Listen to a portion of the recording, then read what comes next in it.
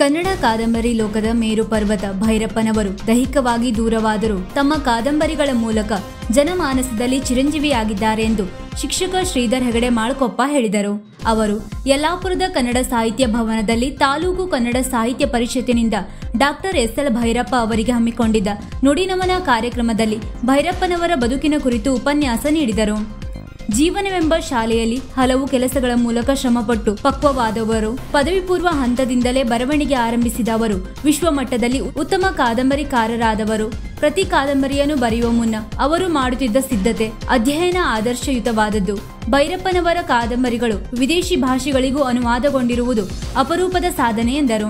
ಮಂದ್ರ ಕಾದಂಬರಿಯನ್ನು ಬರೆಯುವ ಪೂರ್ವದಲ್ಲಿ ಪಂಡಿತ್ ಗಣಪತಿ ಭಟ್ ಹಾಸಣಿಗೆ ಅವರಲ್ಲಿ ಸಂಗೀತದ ಕುರಿತು ಅಧ್ಯಯನ ಮಾಡಲು ಭೈರಪ್ಪ ಹಾಸಣಿಗೆಗೆ ಬಂದಿದ್ದರು ಎಂದು ನೆನಪಿಸಿಕೊಂಡ ಅವರು ಪ್ರಾಥಮಿಕ ಶಾಲೆಯ ಶಿಕ್ಷಕನಾಗಿ ಗಣಪತಿ ಭಟ್ಟರ ಸಂಗೀತದ ವಿದ್ಯಾರ್ಥಿಯೂ ಆಗಿದ್ದ ವೇಳೆ ಭೈರಪ್ಪನವರನ್ನು ಬೆರಗಿನಿಂದ ಕಂಡ ಸಂಗತಿಗಳನ್ನು ಶ್ರೀಧರ್ ಹೆಗಡೆ ಸ್ಮರಿಸಿಕೊಂಡರು. ಭೈರಪ್ಪ ಪ್ರತಿಕೃತಿ ಹೊರತಂದಾಗಲೂ ವಿಮರ್ಶೆ, ಟೀಕೆಗೆ ಒಳಗಾದವರು. ಯಾವುದಕ್ಕೂ ಜಗ್ಗದೆ ಜೀವನ ಮೌಲ್ಯಗಳ ಸಮ್ಮಿಲನವನ್ನು ಓದುಗರಿಗೆ ನೀಡುವ ಮೂಲಕ ಸದಾ ಜೀವಂತವಾಗಿದ್ದಾರೆ ಎಂದರು. ನಿವೃತ್ತ ಪ್ರಾಂಶುಪಾಲ ಬೀರಣ್ಣ ನಾಯ್ಕ್ ಮೊಗಟ ನುಡಿನಮನ ಸಲ್ಲಿಸಿ ಮಾತನಾಡಿ, ಕಲ್ಪನಾ ಲೋಕದಲ್ಲಿ ವ್ಯವಹರಿಸದೆ ವಾಸ್ತವವನ್ನೇ ಸಮಾಜಕ್ಕೆ ಕೊಡುವ ಭೈರಪ್ಪನವರ ಕಾದಂಬರಿಗಳು ಸಂಶೋಧನಾ ಪ್ರಬಂಧದಂತೆ ಇರುವುದು ವಿಶೇಷ. ಭೈರಪ್ಪ ಅವರು ಕಾದಂಬರಿ ಲೋಕಕ್ಕೆ ಹೊಸ ತಿರುವನ್ನು ನೀಡಿದವರು ಎಂದರು. ಪತ್ರಕರ್ತ ನಾಗರಾಜ್ ಮದ್ಗುಣಿ ಮಾತನಾಡಿ, ಭೈರಪ್ಪ ಕನ್ನಡ ಸಾಹಿತ್ಯ ಲೋಕವನ್ನು ಜಗತ್ತಿಗೆ ತೆರೆದಿಟ್ಟ ಆಲದ ಮರ. ವಿಷಯಗಳನ್ನು ಸ್ವತಃ ತಿಳಿದುಕೊಂಡು ಸಾಹಿತ್ಯದ ಮೂಲಕ ಸಮಾಜಕ್ಕೆ ನೀಡುವ ಗುಣ ಅವರದ್ದು ಎಂದರು.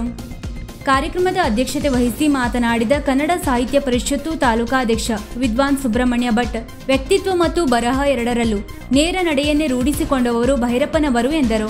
ಕನ್ನಡ ಸಾಹಿತ್ಯ ಪರಿಷತ್ತು ಸದಸ್ಯ ಜಿಆರ್ ಹೆಗಡೆ ಕುಂಬ್ರಿಗುಡ್ಡೆ ಕಾರ್ಯಕ್ರಮದಲ್ಲಿ ಉಪಸ್ಥಿತರಿದ್ದರು.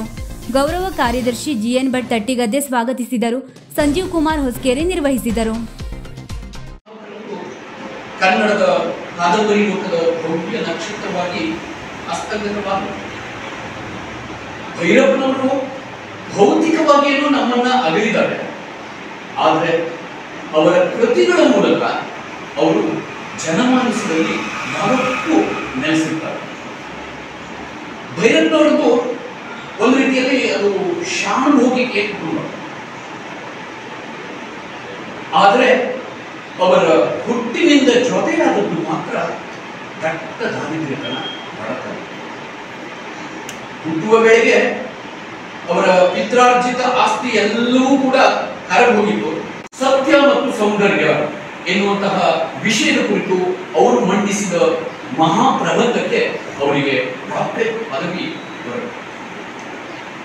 ನೂರಾರು ವಿದ್ಯಾರ್ಥಿಗಳಿಗೆ ಅವರು ಪ್ರೇರೇಪಣೆಯನ್ನ ಮಾಡ್ತಾ ಮಾಡ್ತಾ ಮಾಡ್ತಾ ಇವತ್ತು ಅನೇಕ ಜನ ಶಿಷ್ಯರಿಗೆ ಅವರು ದೇವರು ಅಂತ ಪರಿಗಣಿಸಲ್ಪಟ್ಟರು. ಕೆಲವರು ಅದನ್ನು ಓದಲೇಬಾರದು ಅಂತ ಹೇಳಿದ್ರು. ಕೌಲು ಕಾದಂಬರಿಯನ್ನ ಬಿಡುಗಡೆಯಾದಾಗ ಅಲ್ಲಿ ಮುಸ್ಲಿಮರ, ಅದರಲ್ಲೂ ವಿಶೇಷವಾಗಿ ಮುಸ್ಲಿಂ ಮಹಿಳೆಯರ ಶೋಷಣೆಯ ಬಗ್ಗೆ ಅವರಲ್ಲಿ ಬರೀತಾರೆ. ಬಹಳ ತುಣುಕಾಗಿ ಬರೀತಾರೆ, ಬಹಳ ವಿಶೇಷವಾಗಿ ಬರೆಯಬೇಕು. ಆಗ ಸಾರಾ ಅಬೂಬಕರ್ನವರೇ ಹೇಳ್ತಾರೆ, ಕೌಲು ಕಾದಂಬರಿಯಲ್ಲಿ ಓದಬೇಡಿ. ಅನಂತರ ವೀಕ್ಷಕ ಮಹಾಪ್ರಭುಗಳೇ, ನಮ್ಮ ಚಾನಲ್ ಅನ್ನು ಸಬ್ಸ್ಕ್ರೈಬ್ ಮಾಡಿ, ಶೇರ್ ಮಾಡಿ, ಪ್ರೋತ್ಸಾಹಿಸಿ.